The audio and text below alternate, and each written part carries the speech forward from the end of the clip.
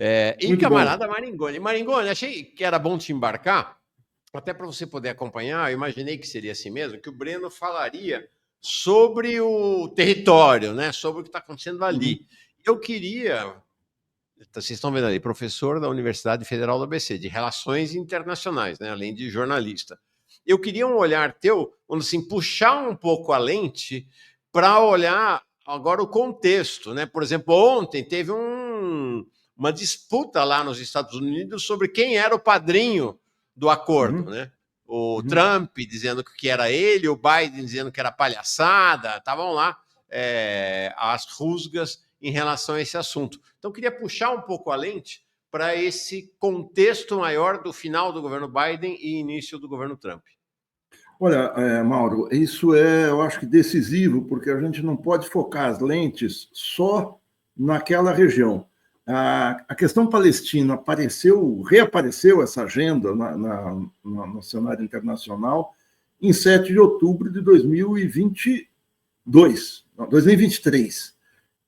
Até então, isso não existia, era um não tema na pauta. E, de repente, com a ação militar palestina em Israel, isso voltou com muita força na agenda internacional, mas com tanta força que ele interferiu na pauta da eleição americana. Vamos lembrar, o Netanyahu teve 2 vezes nos Estados Unidos, sendo recebido no Congresso, sendo recebido pelo Biden na Casa Branca, durante a campanha eleitoral. Qual foi a interferência além da ligação quase umbilical de Washington com Tel Aviv?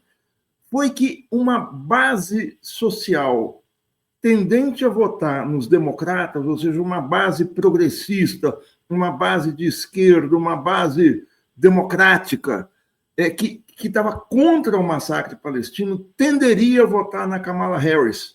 Eram jovens que estavam na universidade, era uma parcela da intelectualidade progressista, era gente ativistas de movimentos antirracistas que votariam na Kamala. E esse eleitorado, que não se sabe calcular exatamente quanto mas ele se descolou e possivelmente muito dessa parcela, deixou de votar pelas declarações da Kamala Harris pró-Israel. Ela não teve no Congresso, na última visita, já durante a campanha eleitoral, do Netanyahu aos Estados Unidos, mas ela é casada com um ativista sionista, quer dizer, está colada na Kamala Harris a questão de Israel. E os democratas foi a administração Biden, que se colocou de maneira mais forte, com mais ênfase, em apoio a Israel. Então, isso provocou um desgaste da candidatura democrática. Não, é possível que não tenha sido o fator decisivo da derrota, mas pesou nessa disputa dentro dos Estados Unidos. Mauro, eu não sei se você caiu e se eu estou no ar. O que eu tenho aqui é que eu estou na transmissão, que eu estou, possivelmente, uma hora caiu, então eu vou continuar aqui. Estou aqui. Você está aí? Essa interferência interna é algo espantoso. Você tem um ato de política externa, você teve duas grandes questões de política externa que entraram na campanha americana, que foi a guerra, o massacre de Israel sobre os palestinos e a guerra na Ucrânia. De saída, o Trump já disse, desde o início da campanha, que ia sair fora dessa guerra, que estava se tornando um dreno de dólares que estavam fazendo falta dentro dos Estados Unidos para apoiar a Ucrânia. Ele falou, eu, chegando ao governo, vou sair da guerra. Então, essa pauta interna aos Estados Unidos foi muito forte. Agora, mais do que tudo, o que a gente está sentindo não, o que a gente está percebendo nos acontecimentos é que o Trump já começa a governar bem antes da posse, né? A posse é segunda-feira agora, a posse é dia 20. Mais ou menos um mês antes, desde antes do Natal, ele começa a se colocar na cena política internacional com muito peso, já presidente eleito, com aquele tweet um pouco antes do Natal, que é um tweet que ele coloca 3 pontos que muita gente considera bravata. Que os Estados Unidos querem comprar a Groenlândia, que os Estados Unidos querem retomar o Canal do Panamá, porque o Canal do Panamá está se tornando uma maneira do comércio chinês chegar às Américas com muito mais rapidez, com muito menor custo. O Canal do Panamá é um canal construído pelos Estados Unidos entre 1899 e 1904, quando ele foi inaugurado. Ele passou para a administração panamenha no final dos anos 70, de acordo com um acordo feito lá atrás. E o Trump quer retomar o canal, num ato imperial claro. E fala em incorporar o Canadá aos Estados Unidos. Essa incorporação do Canadá aos Estados Unidos tem a ver com a sua política protecionista, a sua política de aumentar as tarifas de importação para impedir a concorrência com empresas americanas de produtos chineses. Não só chineses, mas produtos industrializados importados. O Canadá é um importante exportador de madeira e de automóveis para os Estados Unidos. Então, a incorporação do Canadá resolveria um problema de não ter taxação sobre algo vital, muito mais as madeiras. Claro que os três... Só uma observação, Maringoni. É importante registrar que você, de fato, tem tematizado este assunto, que você tem dito, e acho que você começou a nos explicar essa sua visão, que você tem que falar, esse governo Trump começou muito antes da posse. Né? Acho que aquela tem uma expressão da política dos Estados Unidos que é pato manco, né? Que é político em fim de mandato. Mas nunca teve um pato tão manco quanto o Biden. E aí não tem espaço vazio. Então, você veio desenvolvendo essa tese dizendo, olha, a política nos Estados Unidos, o governo dos Estados Unidos está passando para as mãos do Trump antes da posse. É isso, né? É o lame duck, né? Que é o pato manco, que se chama. Isso. Não, ele se aproveita da falta de iniciativa do Biden e vai fazer política. Ele faz o que qualquer chefe de Estado tem que fazer. É permanentemente estar na ofensiva. E vem com aquela para cima do México. Nos primeiros dias do governo da Cláudia Sheinbaum, a primeira presidenta mexicana, que, aliás, você comentou muito bem anteontem aqui, aqueles 100 dias, aquele ato com 350 mil pessoas, mas ele chega e diz o seguinte, nós, inclusive, queremos mudar o nome de Golfo do México para Golfo da América. Meu irmão até me chamou a atenção, porque eu tinha escrito no artigo que era Golfo das Américas. Ele falou, não, as Américas são todos. América são os Estados Unidos, é Golfo da América. Que não tem efeito nenhum prático, tem um efeito de ideológico, político ideológico muito forte. O que o Trump está fazendo? O Trump está fazendo política. O Trump está centralizando a agenda internacional na sua mão. Ele passa a ser comentário de todo mundo, em todos os países, na Europa inteira, a ponto do governo francês ter dito, o chanceler francês ter dito que a questão da Groenlândia é uma investida contra a soberania europeia. A Groenlândia é um resquício do Museu Colonial da Dinamarca. A Groenlândia é escassamente habitada, é um território imenso, acho que são 1.700.000, quase 2 milhões de quilômetros quadrados, ou seja, um quarto do Brasil, quase um quarto, é um pouco menos do que 2 milhões, habitado por 57 mil pessoas, ou seja, o tamanho de uma cidade de média para pequena no estado de São Paulo, e com problemas seríssimos. Não tem indústria, problema altíssimo de desemprego, de alcoolismo entre os jovens, e é um país que tem o maior índice de suicídios do mundo. Agora, a par disso, a Groenlândia tem 2 ativos muito fortes.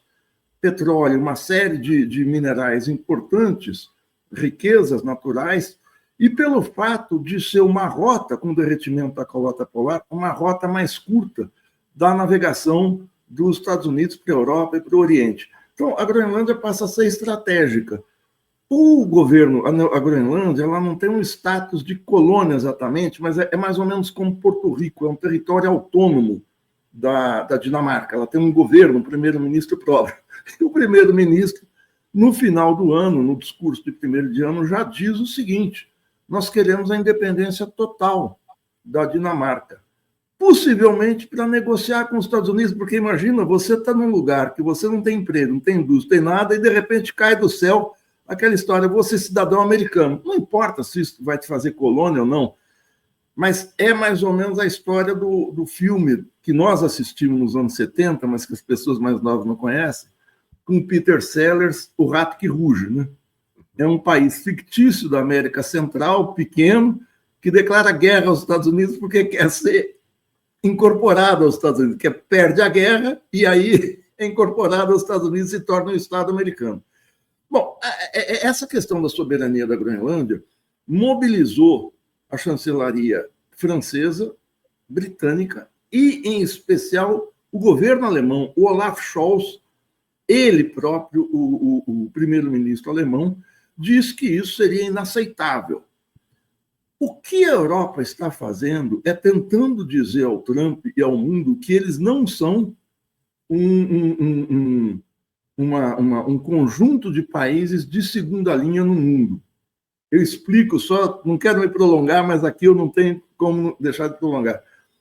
Um dos grandes subprodutos da guerra na Ucrânia está sendo mostrar que a União Europeia perdeu muito do seu peso político global. Por quê? Porque a indústria, a economia mais pujante da União Europeia era, até há pouco tempo, talvez continue sendo, a indústria alemã. E ela tinha uma capacidade de produção, um alto desempenho, em especial porque tinha fonte de energia barata, de petróleo e gás. De onde vinha essa fonte de energia barata? Da Rússia. Tinha 2 gasodutos pelo Mar Báltico no norte, o Nord Stream 1 e o Nord Stream 2, que forneciam gás constante e barato à Alemanha. Com a guerra, esse fornecimento parou. Houve uma sabotagem e os gasodutos foram explodidos. A Alemanha entra em recessão, num processo muito sério de desindustrialização. A Europa passa a ter uma voz muito fraca no contexto internacional, no contexto de uma disputa leste-oeste, a disputa Rússia-China versus Washington. Eu faço isso tudo, eu estou falando no Netanyahu, mas eu vou até lá e volto, mas dizer o seguinte, o Trump, que é o que eu quero falar, que é o assunto, ele coloca em pauta, ele vira pauta em toda a União Europeia, ele vira pauta na América Central, ou seja, México e Canal do Panamá, e vira pauta no continente na América do Norte. O Trump faz aquilo que qualquer governante tem que fazer, eu tenho que centralizar a agenda política.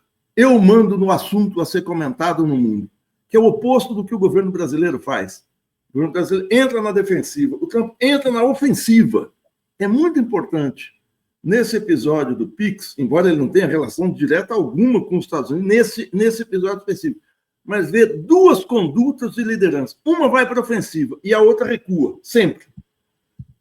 Você nunca, governo, a principal tarefa política do governo, claro, é manter o poder, mas você mantém o poder estando sempre na ofensiva política.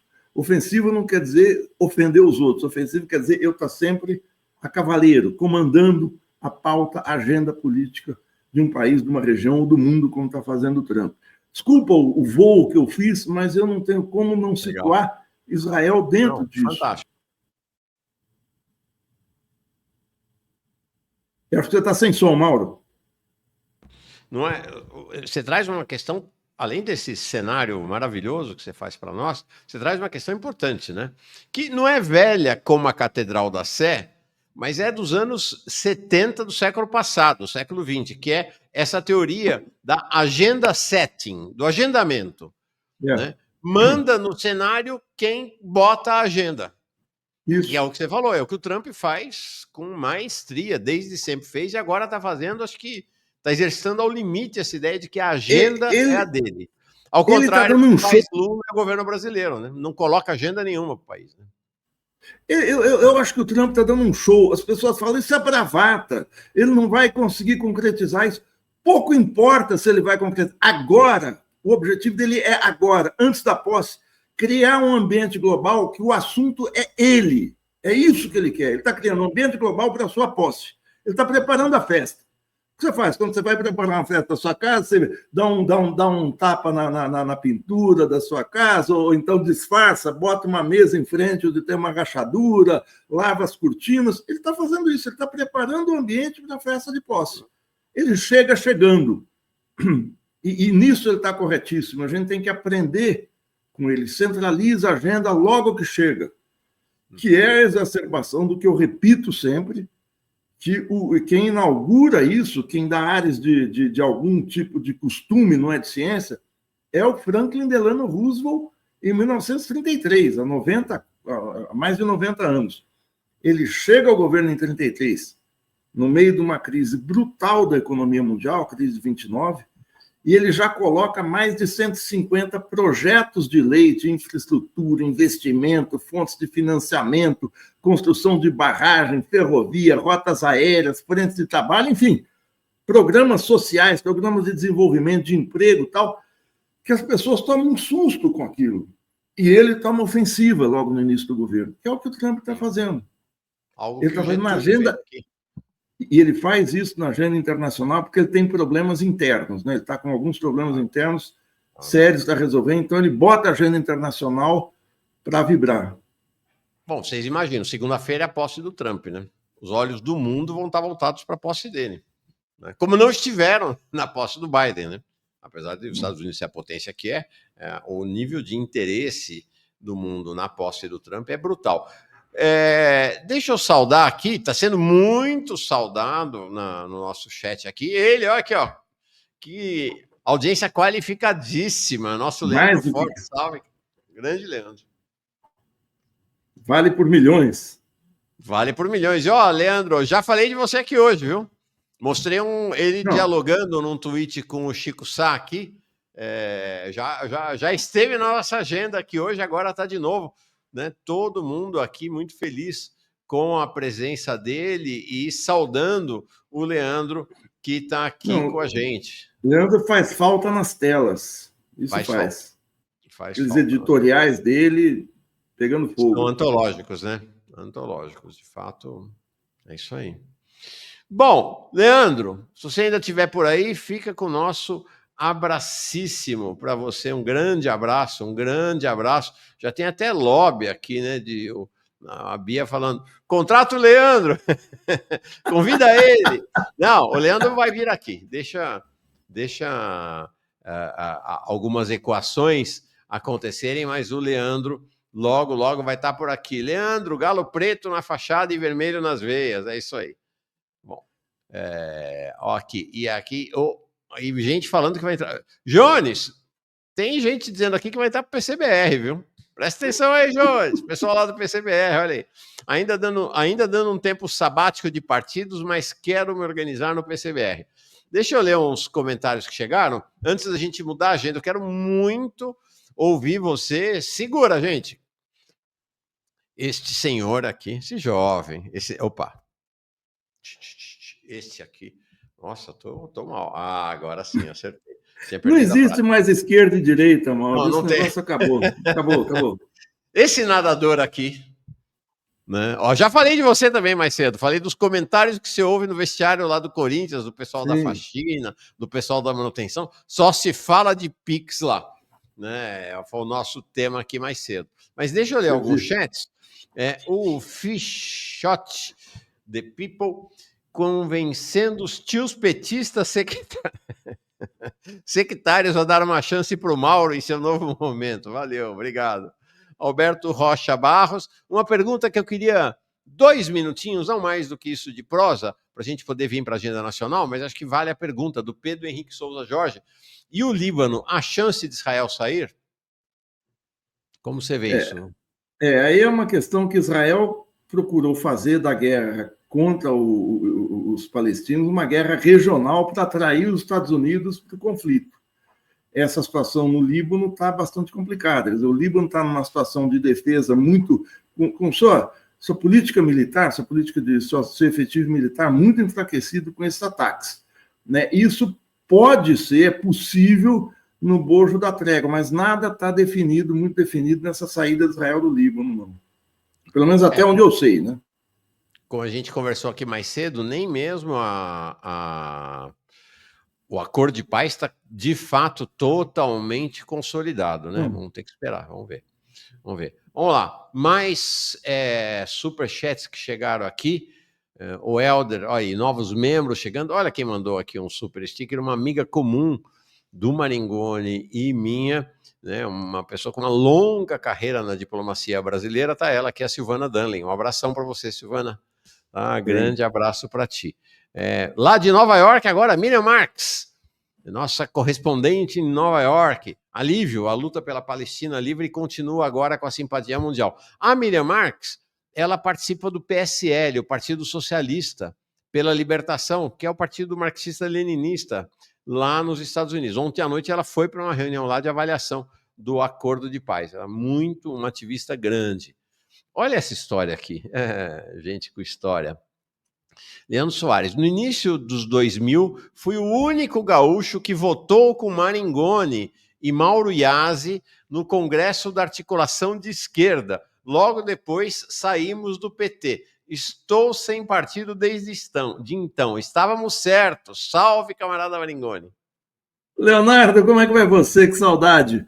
Nós estamos numa disputa séria nessa questão partidária. Ontem o Mauro fez uma entrevista excepcional com a Fernanda Melchiona, em que ela fala desse problema no PSOL. O PSOL tem uma ala mais à esquerda e tem uma maioria governista.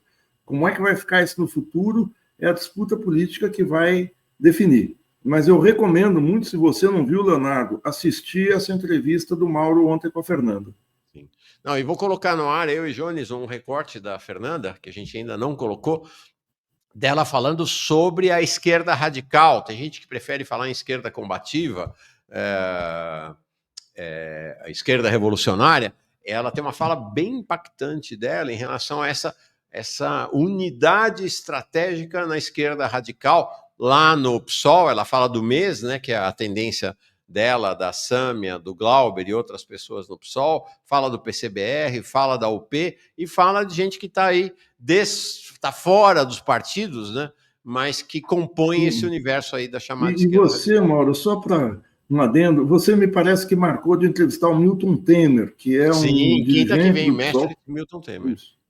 Fundamental. Que está nessa disputa. Está nessa disputa, vai ser importantíssimo. O Fish the People, Fish of the People. Agora consegui ler. Fish of the People, que mandou a mensagem agora, tornou-se membro aqui. Não adianta negar, a extrema-direita e Nicolas ganhou essa. Melhor aceitar e pensar na reação do que ficar em negação. Wilson Araújo. Trabalho muito com o serviço público e sei que não existe servidor nem serviço automatizado na Receita para ir atrás de 5 mil. Muito mal vão atrás das dívidas de centenas de milhares e dezenas de milhões. Mais um membro aqui. Diz o Wilson aqui, muitas sumidades de esquerda criticaram o arcabouço fiscal, avisaram que seria custoso para viabilizar o governo. O Haddad está colhendo o que sua teimosia plantou. Álvaro Frota.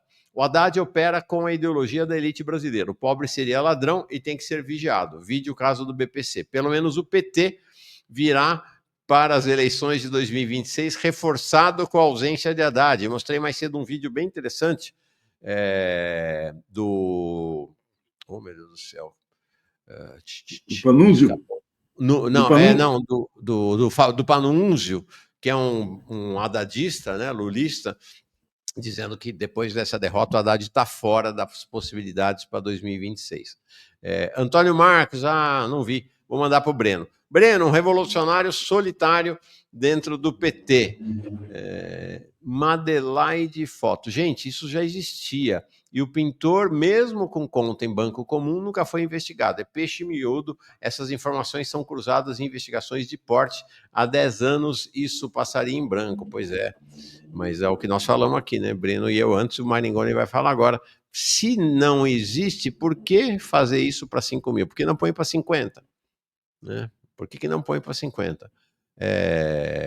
O M70, lá da Bahia, fazia tempo que não te via, que bom te rever aqui. Explicação perfeita sobre esse tema do Pix, tentei uma explicação para um assunto que é mais complexo do que parece, tentei fazer uma explicação aí para deslindar o tema. Como pode o governo federal de Lula ser tão primário? Aí o João Vitor, PD. Claro que o governo Lula foi extremamente amador, mas certamente esse alcance todo nas redes tem o dedo da Meta e X, com certeza. Não podemos subestimar o poder do imperialismo. Vimerim, amiga me faz enfrentar fila em banco lotado, argumentando que daqui para frente só dinheiro vivo deverá ser usado. Corrida aos caixas como no fim do mundo. Olha, não sabia disso não.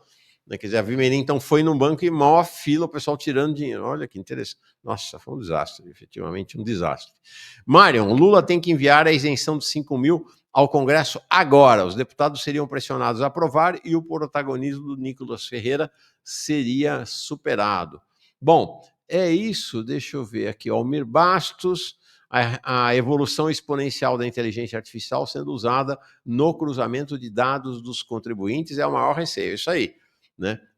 Essa é uma questão que o Almir traz aqui.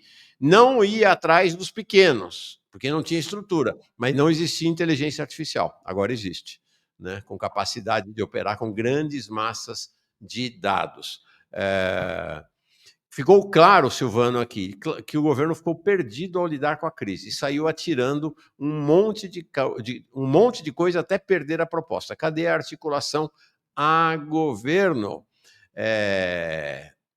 Bom, você escreveu um texto ontem, Maringoni, sob o título Sem proposta positiva imediata, recuo no Pix vai piorar as coisas. Então, queria uma avaliação tua sobre esse episódio, aparentemente encerrado agora, dessa tragédia do Pix, do ponto de vista político para o governo. Bom, Mauro, você falou antes, eu não sei se foi você ou o Breno, antes de eu entrar, que essa derrota do governo talvez tenha sido, do ponto de vista da população, a maior derrota que o governo sofreu desde o início, desde 25 meses atrás, quando o governo tomou posse, 24, 25 meses, ou seja, nesses 2 anos. O governo tomou a única medida que poderia diante desse volume de ataques que estava sofrendo. Eu só quero fazer um parênteses, porque o governo está dizendo que foi fake news o que o Nicolas Ferreira fez. Mas se a gente olhar as intervenções do Nicolas Ferreira nos últimos 2, 3 dias, ele começa falando que o governo ia taxar. E depois, alertado, não sei por quem, ele muda e diz o seguinte: não vai haver taxação. Mas isso não quer dizer que esse governo não vai usar esses dados para taxar. Ou seja, ele está evitando ser processado por difundir mentiras. Ele foi muito esperto nisso. Essa sutileza é muito importante. Ele propagou o medo de que o governo poderá fazer alguma coisa. Por que ele faz isso? Porque o governo, nesses 25 meses, criou uma situação de insegurança, de incerteza, não é insegurança para o investidor, de insegurança na população por conta do arcabouço fiscal. Questões que vão e vêm, que vão ser colocadas ou não vão. O governo tem uma grande diretriz que emana do Ministério da Fazenda, que é fazer um ajuste fiscal muito pesado com o arcabouço, cortar gastos, reduzir o orçamento de ministérios, reduzir serviços públicos. Mais adiante, o Davi De Castro deve falar isso amanhã, a questão dos pisos constitucionais, ou seja, de dar uma apertada no orçamento público, claro, para pagar juros da dívida, essa história toda. Mas esse é o mote do governo. E com isso o governo foi para cima, no final do ano, no pacote de cortes do Haddad, foi para cima do BPC, do abono salarial e do salário mínimo. E faz aquela desastrosa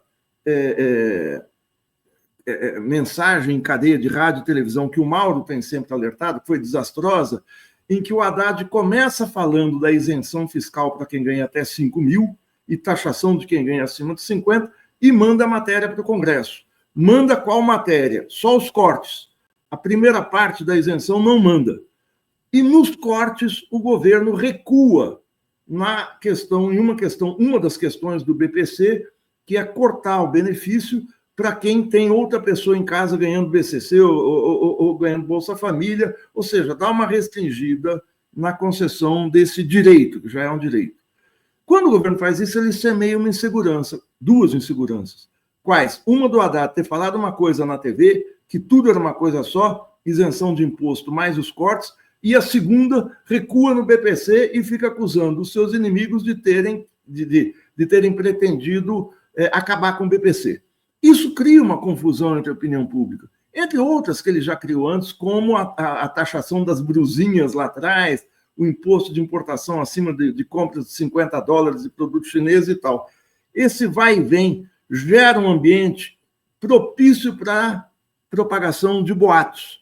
Quando vem essa história de se vai taxar ou não, o que pega é a pior versão, justamente por causa do ambiente de insegurança.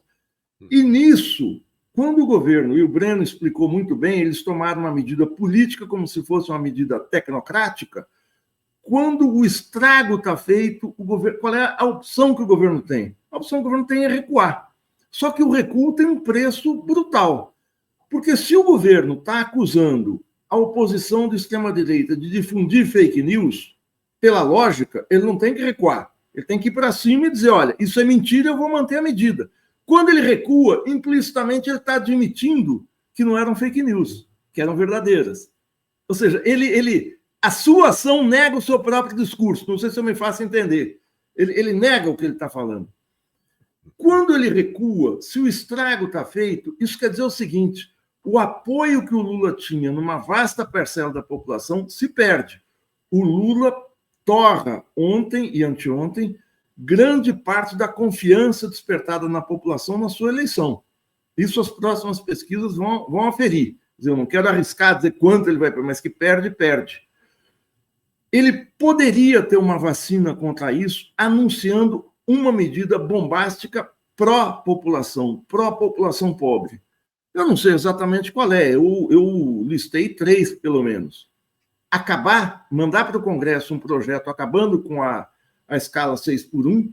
Por quê? Porque no final do ano houve uma mobilização, o começo de uma mobilização de massa contra a escala 6x1, ou seja, é algo que atinge uma população de baixa renda muito positivamente, ele acabar com essa escala.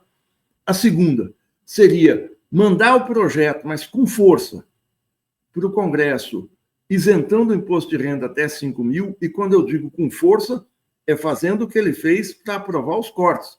Rede de televisão, vai para o Congresso, recebe Arthur Lira, articula, não faça burocraticamente. Ou alguma outra, de concedendo subsídio para a cesta básica, alguma coisa que impacte a inflação de alimentos, que está muito séria. Então, sem uma medida positiva, só o recuo vai ficar o seguinte: é um governo fraco. Ele não está ele não está colocando uma agenda positiva, ele não está saindo na ofensiva, como eu estava dizendo do Trump, de maneira, claro, que com as suas especificidades. Ele está na agenda do recuo, do recuo. Não se governa no recuo. O recuo te leva sempre a mais recuo. Como o governo parece não ter um centro político, um comando político muito claro, essa história que saiu hoje no UOL, agora pela manhã, de que o Lula ficou, como você falou, irritadíssimo com esse erro brutal da Fazenda, ele não vai ir além da irritação se ele não toma uma medida muito objetiva. E é isso que está faltando, eu acho. Quer dizer, então, o recuo pode piorar a situação e não melhorar. Você recua, você corta o problema, mas o estrago está feito. Você tem que sobrepor o problema a outra agenda, quer dizer, fazer as pessoas discutirem outra questão. Eu vou ganhar com isso, eu vou ganhar, não vou declarar imposto de renda, os alimentos vão baixar, sei lá, 6x1 vai vir aí. Como o governo, desde o início do ano passado, não coloca claramente agendas positivas, ele começa a perder. Ah, mas você não está vendo que nós estamos melhor que o Bolsonaro. Sim, nós estamos melhor que o Bolsonaro. Ah, mas você não está vendo que o PIB cresceu, o salário aumentou, o emprego aumentou. Sim, mas isso são números. As pessoas estão sentindo a pele. Eu vou repetir pela 1000ª vez algo que já se tornou um lugar comum. A Maria da Conceição Tavares dizia essa frase que está na boca de todo mundo. O povo não come PIB, o povo come comida.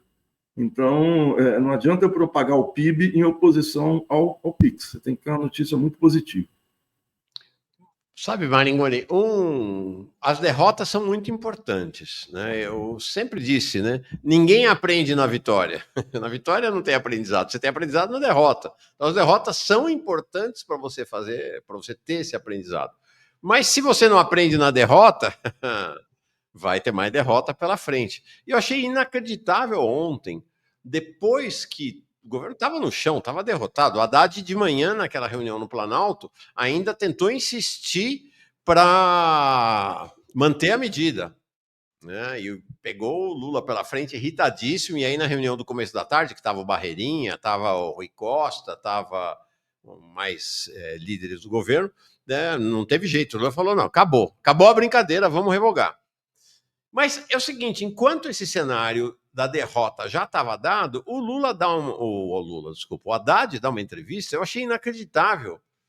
Ele dá uma entrevista para dizer que a isenção do imposto de renda em 2025 deve ser para quem ganha até 3.036. Dá para entender tecnicamente, mais uma vez, a diferença entre o técnico e o político.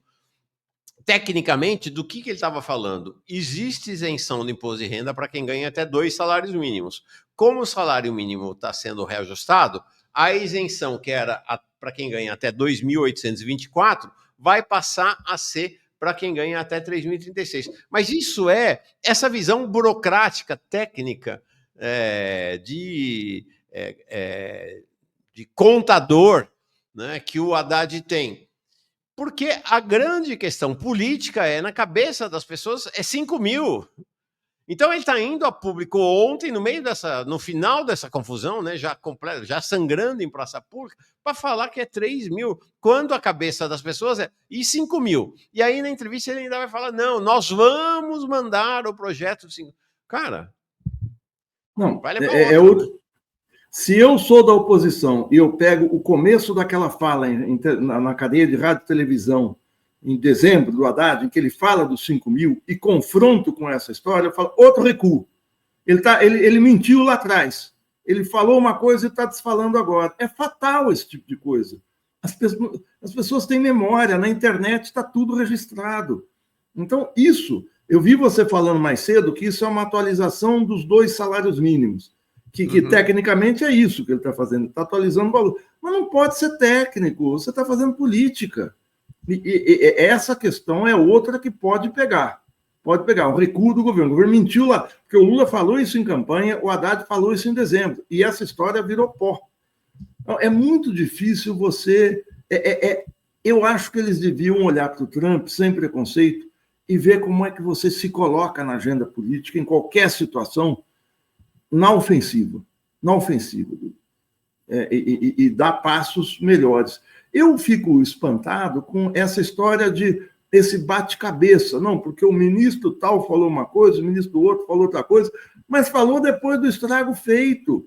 Não houve um comunicado da Fazenda para o Planalto, ou para a Casa Civil, eu sei que o ministro Haddad vive as turras com o Rui Costa, mas isso não pode ocorrer, os 2 principais ministros não se bicarem, é um desastre para o governo. É um desastre total. O Zé Dirceu, por mais que ele fale, o Zé Dirceu propagou a ideia de que no primeiro governo Lula era oposição interna ao Haddad. Se era na cabeça dele, na vida íntima. Porque o Palocci, publicamente... né? Do Palocci, eu falei de quem? Isso. Do Haddad. O Palocci e o Dirceu publicamente atuavam juntos. O Palocci anunciava um pacote e o Dirceu, a reforma da Previdência, e o Dirceu viabilizava no Congresso a aprovação da reforma da Previdência. Não existe isso dos 2 principais ministros baterem cabeça em público. É o que está acontecendo.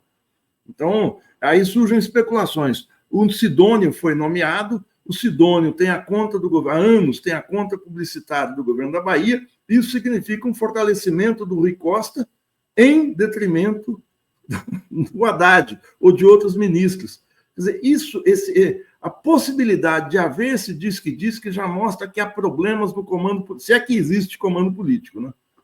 Achei muito significativo que quando é a posse do Sidônio, por sinal, comentei aqui, né? As fotos da posse, o clima de velório, a posse do Sidônio, né? Foi muito impactante isso, né? Tem aquela rampa interna no Palácio do Planalto. E quem desce a rampa com Janja, Lula e Sidônio? Rui Costa, Jacques Wagner e Jerônimo, governador atual da Bahia. Ou seja, sinalizando para todo mundo o seguinte: sai a gauchada do Paulo Pimenta e entra a baianada com o Sidônio. Né? Terrível também, né? Terrível. O governo fica também aprisionado aos caciques regionais do PT, né? E sem uma dimensão nacional, né? Exatamente. E aí a gente lembra, né? O que vai se consolidando, só para encerrar, vai se consolidando essa ideia de Sidônio versus Haddad, porque o Sidônio, antes de ser ministro, já tinha imposto uma derrota ao Haddad, naquele pronunciamento que você fez referência, do anúncio do pacotaço, quando o Sidônio convenceu o Lula que tinha que botar o negócio da isenção de imposto de renda até 5 salários mínimos, até 5 mil reais. O Haddad era contra e foi derrotado. O Haddad era contra e foi derrotado. E agora a mesma coisa, né? O Sidônio atuou ao lado do Rui Costa para revogação da medida e o Haddad queria manter a medida, foi derrotado de novo. O cenário começa a se complicar para o Haddad. Não, o fato de ser derrotado ou não, tudo bem, isso acontece. O problema é isso vir a público. Ou seja, publicamente ficar cristalizado que existe uma divisão dentro do governo. Isso não pode acontecer. Não é que eu acho que tem que sonegar informações, não é isso. Mas ou o governo atua de maneira unificada, ou então nós vamos ter permanentemente esse avanço-recuo, ou seja, esse ambiente que eu falei anteriormente, das pessoas não saberem o que o governo quer. Essa é a imagem que o governo Lula passa, uma profunda hesitação nos rumos a seguir. E eu acho que isso se dá porque o governo criou para si, na matriz disso, tal arcabouço fiscal. Um amigo me falou, agora, de madrugada, a gente conversou, mas tudo para você é o ajuste fiscal. Não é que tudo é o ajuste fiscal, é que o ajuste fiscal determina uma política de falta de investimento em toda a linha no governo. E ele acaba determinando a inação do governo, não é a ação do governo. E nessa situação em que o governo não consegue gastar, não consegue investir, é que você paralisa a ação política também. Como é que o Lula vai prometer que vai construir não sei quantas casas, vai recuperar os enchentes do Sul, vai socorrer Minas Gerais, se não pode gastar? Como é que faz? Às vezes você cria uma situação de insegurança bastante séria. Não, fundamental. JC 3.217. Bom dia, camaradas. Para os liberais é R$10 o bom dia. Robson de Aguiar, ele mandou aqui R$5 no superchat dele. Robson Aguiar também virou membro. Maringoni, mais cedo eu falei de você mais de uma vez, mencionando a tua vinda para cá e alguns temas que nos marcaram. Um deles é essa... A gente cansou de ver... 2023, esse foi um tema, inclusive na nossa relação, nos grupos de WhatsApp que a gente participa, que é assim, agora o governo vai virar à esquerda. O governo vai girar à esquerda. 2023 foi o ano inteiro com essa conversa. E aí, os camaradas da esquerda, do PT, apostavam que ia haver essa guinada à esquerda, e mesmo gente não do PT, mas da chamada esquerda radical, eu mesmo apostei 2 ou 3 vezes que ia ter uma guinada. Cheguei a escrever sobre isso, o governo Lula vai guinar à esquerda. Você que é mais sabido, o tempo todo ele falou, não se iludam que não vai ter guinada à esquerda nenhuma. Agora, de novo, tá essa história, né, de que com essa crise do Haddad, o Haddad caindo em desgraça, vai poder vir um ministro da Fazenda que deu uma guinada do governo à esquerda. Você acredita em guinada à esquerda do governo? Não, eu na situação em que a gente está hoje, se sai o Haddad, eu torço para que o Haddad não saia, ao contrário da maioria das pessoas que esteve aqui. Porque a perspectiva é ter alguém mais à direita, alguém do mercado financeiro, que foi a solução dada quando no segundo governo Lula, no segundo governo Dilma. É muito difícil que a gente tenha agora um quadro em que estava o Palocci, não estou comparando o Palocci ao Haddad. O Palocci é um picareta, a gente sabe disso. O Haddad não tem nenhum tipo de semelhança nesse tipo com o Palocci. Ele tem que eles parecem comungar da visão econômica. Mas saiu o Palocci e entra o Guido Mantega, que é um desenvolvimentista. Muito pouco provável que isso aconteça. Não é impossível, claro, mas muito, muito pouco provável, dado o peso que a Faria Lima, que o mercado financeiro tem sobre o governo, e dado que o arcabouço fiscal não permite esse giro à esquerda. Não é mais uma questão de vontade, você tem uma limitação que o governo se autoimpôs. Agora, muita gente fala, Mauro, que essa limitação do governo de ir à esquerda se dá por causa da Frente Ampla. Tudo é culpa da Frente Ampla. É uma explicação fácil e errada.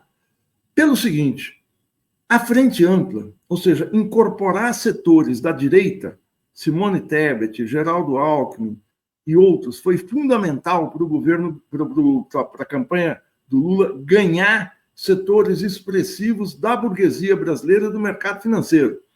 Vamos lembrar, antes da campanha, o manifesto lançado, pouco antes, algumas semanas antes da eleição, pelo Malan, pelo Armínio Fraga, pelo André Lara Rezende, e eu não me lembro, pelo 4º membro importante do governo Fernando Henrique, que era uma sinalização de que o sistema financeiro deveria votar no Lula, deveria embarcar no Lula. Isso aconteceu. Houve um racha na Faria Lima, houve um racha no empresariado e parte veio para o Lula.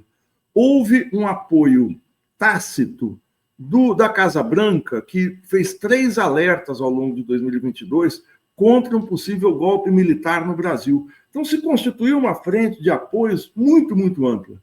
Isso foi correto.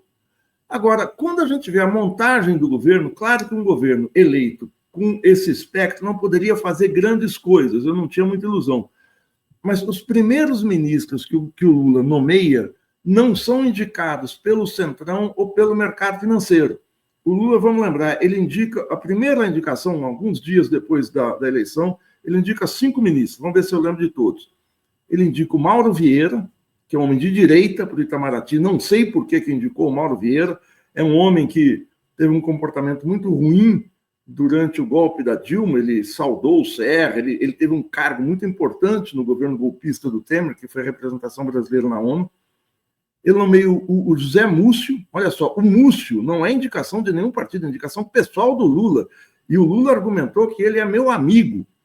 O Flávio Dino, que foi uma escolha pessoal do Lula, o Fernando Haddad, eu não lembro agora quem é o quinto, mas é um desses, eu não sei se você se lembra aí, mas assim, são escolhas pessoais do Lula nos postos chaves da administração. Ele é um quinto importante também, que acho que está aí até hoje. É o Haddad, o Dino, se alguns dos nossos internautas... o Leandro Fortes, abraço a velha guarda, não, a guarda experiente, Leandro. Velha, não. Bom, mas enfim, o que eu quero dizer é que o núcleo inicial do governo são indicações do Lula, não são indicações do Centrão, não é o Alexandre Silveira, não é o Juscelino, não é imposição de ninguém. Pergunta aqui se foi a Anísia. Acho que não, será? Acho que não. Não sei, pode ser, mas a Anísia é uma indicação do Lula. Aliás, é uma boa indicação, apesar dos ataques que ela sofre. Pode ser, não sei, não me lembro. Mas é assim, a gente, dessa primeira linha do governo. Então, se o Lula escolheu já, não estou colocando, tirando o Dino, luminares da direita brasileira, ninguém acha que o Múcio é um cara de esquerda, um homem criado na arena. Ninguém acha que o Mauro Vieira, que é um burocrata apagado do Itamaraty, seja um giro à esquerda. O Haddad, a gente é uma indicação clara do Lula. Tal.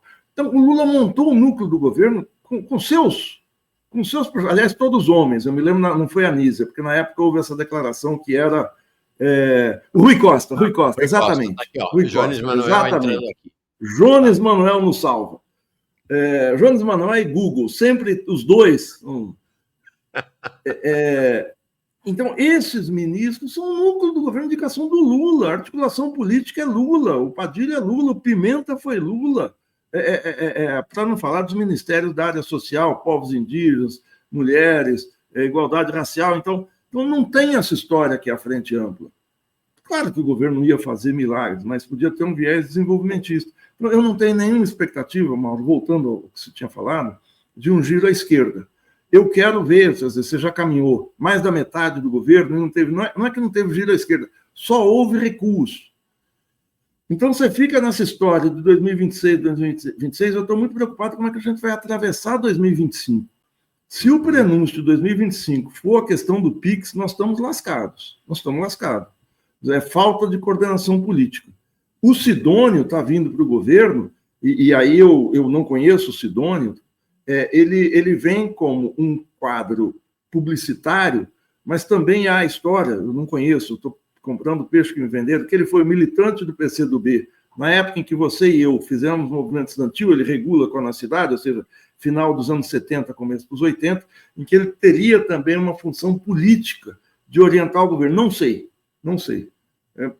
Então, não me parece que o governo tenha feito esse giro de constituir uma espécie de comitê central, de cabine de comando coletiva para dirigir os rumos da administração nessa travessia difícil de 2025. Sim, que tem 2025, antes de 2026 será construído agora em 2025.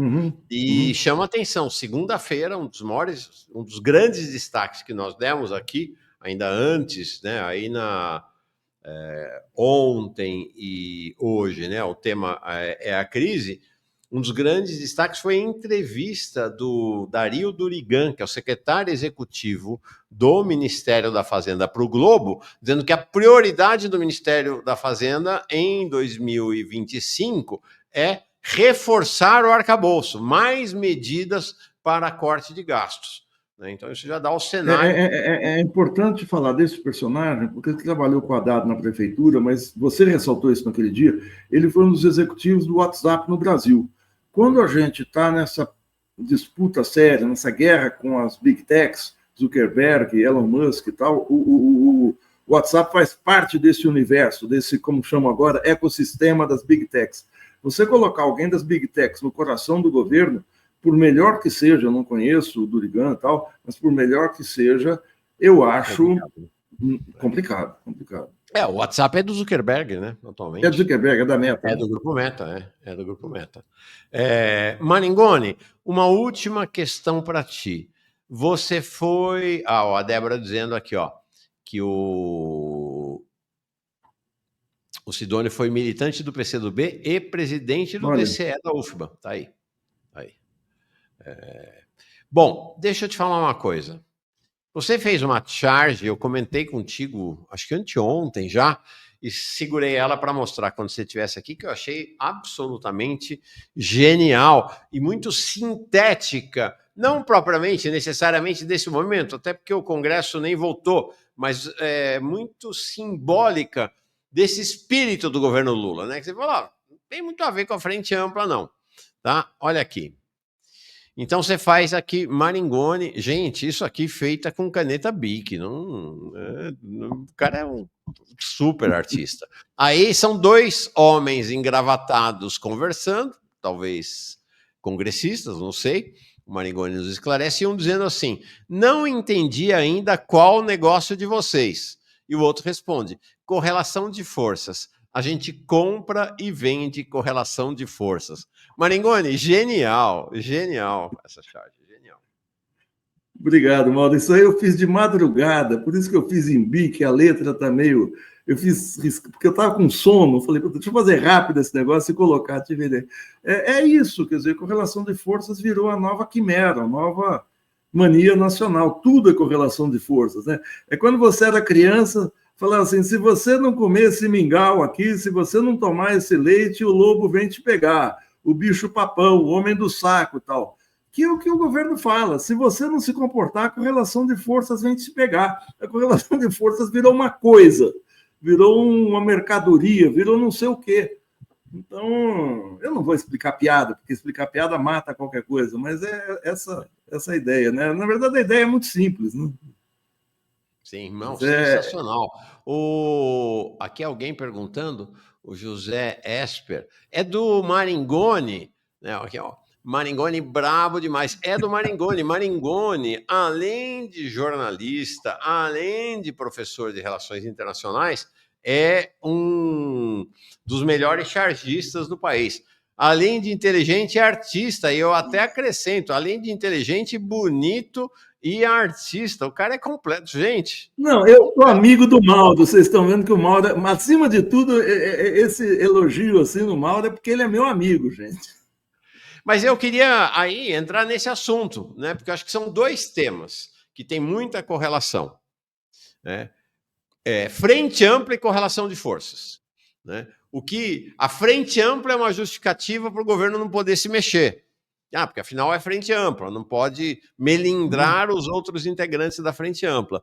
O outro argumento é esse. Não temos correlação de força para fazer nada. A gente faz o que dá, e o que dá para fazer é praticamente nada, porque a correlação de forças, sobretudo no Congresso Nacional, é muito ruim. Acho que é um composto, né? Frente ampla, correlação de forças. Mas queria que você aprofundasse um pouco essa discussão sobre essa lógica da correlação de forças, né? Não, correlação de forças é um conceito militar que vem para a política, mas isso já no século XIX é a correlação de forças entre os exércitos. Quer dizer, se você lê o Guerra e Paz, se você lê os grandes livros que falam, especialmente o Clausewitz, que é o clássico, o livro da guerra, que é um livro de 900 páginas, ele está inteirinho na rede, não precisa ler 900 páginas, mas é bom você ler com algum guia, ver quais, e tem muito também na rede, o que são as partes principais. Os exércitos, antes de entrar numa batalha, procuravam ter o máximo de informação sobre o exército inimigo para ver qual é a força que cada um tinha. É correlação ou balanço de forças, ou comparação de forças. Você só entra numa batalha se você tem expectativa de vencer, de ganhar. Mas, ao mesmo tempo, a correlação de forças não é algo externo, seja ao seu exército, seja ao seu partido, seja a sua coalizão. Você vai testar a correlação de forças entrando em conflito, muitas vezes. Tem situações em que a situação está equilibrada e você bota o pé na porta e, às vezes, você leva. O golpe de 64, por exemplo, muitos historiadores dizem que se tivesse havido algum tipo de resistência, não é que o golpe não sairia, o golpe iria sair porque os Estados Unidos estavam em cima, eles estavam estacionando, acho que a Sexta Frota, rumando aqui para o Atlântico, ele iria, mas ele poderia talvez ser atrasado, poderia ter... Existem pequenos episódios que dizem que seria possível enfrentar, não foi enfrentado, porque o que se falou foi o seguinte, olha, ou a correlação de forças não dava. Então, a correlação de forças não é algo que você olhe de fora, você olha testando. Eu coloco em votação uma determinada matéria no Congresso e vamos ver. O governo, por exemplo, num caso agora, em junho de 2024, que foi a questão daquela PEC do estupro, PL, desculpem, do estupro, que aquele parlamentar do Paraná, eu não me lembro o nome dele agora, colocou, que agora o governo recuou, agora no final do ano, que são casos de estupro que estão na lei, quer dizer, caso de estupro, caso de gravidez por estupro ou por má formação, o aborto é legal. E um deputado do Paraná quis acabar com essa questão que estava na lei. E o governo sequer entrou em confronto. O líder da bancada, na época, o líder da bancada do governo, que era o Zé Guimarães, não quis entrar nessa pendenga. O governo ficou mudo. E aí o movimento feminista, o movimento de mulheres do Brasil inteiro, vocês se lembram, foi às ruas e o Lira retirou isso de pauta diante da força das ruas.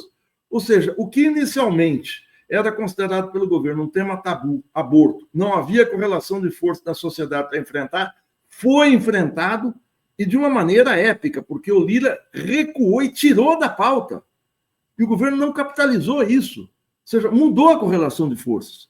Quando o governo relaxa nisso, o governo, agora no final de ano, no CONANDA, nesse não me lembro agora, o Comitê de Direitos Humanos, recua nessa posição.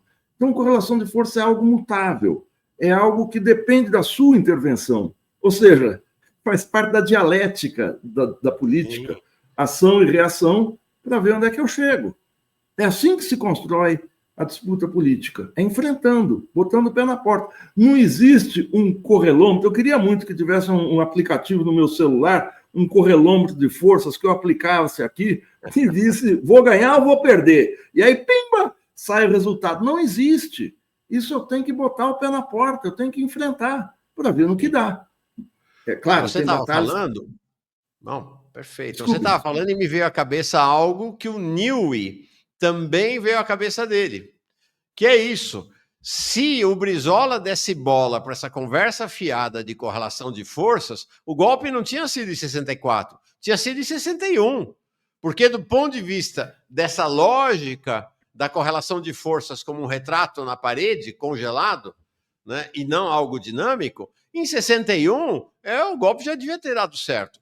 O Brizola, com a campanha da legalidade, evitou, né? Brizola atrasou em 6 anos, venceu a Marinha, o Exército e a Aeronáutica sozinho em 61, mobilizou o terceiro Exército e ameaçou marchar até Brasília para destituir o golpe caso acontecesse. Esse exemplo é fantástico, né? Aliás, você tem falado que o Brizola, quanto mais o tempo passa, a sua figura mais cresce, né? Você citou, acho que aqui na segunda-feira, né? O documentário do Silvio Tendler, eu não sei se está disponível ainda no YouTube, é maravilhoso. Tá no Sesc, que ele estava de graça, agora acho que tem que pagar para ver, mas está lá no site, no canal do Sesc. Mas logo deve estar, porque o Silvio Tendler é muito generoso, toda a obra dele, inclusive o Django, que é o grande filme dele, feito em 84, está de graça no YouTube em HD, ou seja, em alta resolução. Porque é isso, o Brizola mostrou o que é correlação de forças. Ele tinha tudo contra si. Tinha todo o exército, aparentemente, tinha todo o exército, todas as forças armadas contra si. Quando ele começa a agir, eu não lembro se era o terceiro exército no Rio Grande do Sul, qual era? Lá no Rio Grande do Sul era o terceiro exército, acho que naquela época. O terceiro exército adere ao Brizola, é uma coisa impressionante. Você vê os documentários, né? E aí os cadetes da aeronáutica, quando a aeronáutica não adere, né, a região militar lá do Rio Grande do Sul, eles queriam bombardear o Palácio Piratini. Na madrugada, os cadetes da aeronáutica vão com faca de cozinha e cortam os pneus dos aviões e eles não podem correr a pista, não podem decolar. Então, você tem uma... A disputa política é isso. Na disputa de correlação de forças, uma série de atores ou uma série de personagens começa a entrar. O comandante do Terceiro Exército não estava previsto que ele fosse aderiu. Os cadetes da aeronáutica, ninguém sabia direito o que eles iam fazer. Eles tomam a iniciativa de aderir. Então, como essa questão das mulheres, ninguém esperava que o movimento feminista, feminino de norte a sul, ia fazer o barulho que fez, e fez. Então, a charge tem isso. Muitas vezes a pessoa considera a correlação de forças como algo estático, como uma xícara, como um celular, como uma coisa. Então, eu compro e vendo correlação de forças é porque eu transaciono essa mercadoria que é correlação de forças, essa visão caricata do que é o balanço de forças entre dois exércitos, entre duas forças políticas, enfim, entre dois oponentes. Lucas Kunzler, campanha pela legalidade foi algo lindo mesmo, lembro de estudar na escola. Cida Vieira aqui, eu estava vendo aqui, de fato era o terceiro exército mesmo, você tem razão, ela mandando um super sticker, era o comandante, o general Machado Lopes, meu parente, Machado Lopes, claro. que rompe com os seus superiores e se alia a Brizola. Eu não sei. Agora, e do lado de lá, a mesma coisa, o Maringoni, essa questão que você falou é verdade. Se o Olímpio... Não, quem era o general? A vaca fardada, o Olímpio Mourão. Ele desce de Juiz de Fora. Tem um episódio, não sei se você tem tempo, Mauro, 2 minutinhos. Tem um episódio emocionante do golpe. Isso não iria evitar o golpe, é preciso dizer, não iria evitar. Mas o golpe se concretiza no Rio de Janeiro quando, na madrugada de 31 de março de 64, isso o Milton Temer, que estava lá, que foi testemunho ocular da história, pode falar, porque ele conheceu os personagens. Ele sai da região da base militar, não me lembro o que é, de Juiz de Fora. Juiz de Fora fica a 1 hora e pouco do Rio de Janeiro, no Alto da Serra. E desce com uma coluna de blindados e de caminhões, com uma série de recrutas, de cabos, de soldados muito jovens, numa coluna desce a serra, desce a rodovia, em direção ao Rio de Janeiro, e o que ele vai fazer no dia seguinte é desfilar com os tanques ali pelo centro do Rio de Janeiro. Quando a base de Santa Cruz, que fica no Rio de Janeiro, fica na cercania do Rio de Janeiro na época, era comandada pelo brigadeiro Teixeira, que era incrível. O brigadeiro Teixeira era comunista, era do PCB. E ele, um dos principais quadros da base, não me lembro que função tinha, era o Rui, oh meu Deus, herói da Segunda Guerra Mundial, o amigo do Milton Temer também. Agora eu não vou lembrar, o Rui, o sobrenome dele, alguém aí, socorro. Ele decola com um avião de observação naquela noite e vê a coluna do Mourão descendo. E ele dá 2 rasantes em cima da coluna, na cabeça da coluna e no fim da coluna. E tem uma dispersão, porque aqueles soldados não estavam preparados para combate nenhum. Eles pulam para o barranco, pulam, saem fora tal. E aí o piloto Rui, eu já lembro o nome dele, ele volta para a base e pede para o brigadeiro Teixeira para decolar com um avião com algum armamento, com alguns mísseis, que ele não queria atingir ninguém, ele queria bombardear a estrada no início da coluna e o final da coluna. Ele faria um estrago na estrada e cercaria a coluna e pararia essa pataquada do golpe. O brigadeiro Teixeira consulta o Jango. O Jango disse, não, eu não quero enfrentamento. E aí ele não faz isso. Isso evitaria o golpe? Possivelmente não. Mas criaria tal confusão do outro lado que poderia gerar... Porque, pelo que o Hélio Gaspari fala nos livros dele, na Ditadura Envergonhada, no primeiro volume, eles não tinham certeza de que iam vencer essa primeira investida. Então, Rui Moreira Lima. O Rui Moreira Lima, que é herói da aviação brasileira, herói de guerra, várias missões na Itália, e ele, por força dessa oposição dele ao golpe, ele é preso, humilhado, tal, já era um homem de seus 40 e poucos anos. Então, ele tentou também dar uma forçada na correlação de forças. Ali ele não teve apoio do Jango, mas em 61 houve essa... Ou seja, é sempre o seguinte, a lição que fica é preciso botar o pé na porta, senão a gente não anda, não caminha. Não, e isso vale para o lado de lá também, né? Sim. O Olímpio Mourão, se talvez ele fizesse uma análise fria da correlação de forças, porque e quando ele sai de Juiz de Fora, Maringoni, ele não tinha o apoio da maioria das Forças Armadas. Não. O apoio vai crescendo na medida em que ele se põe a campo.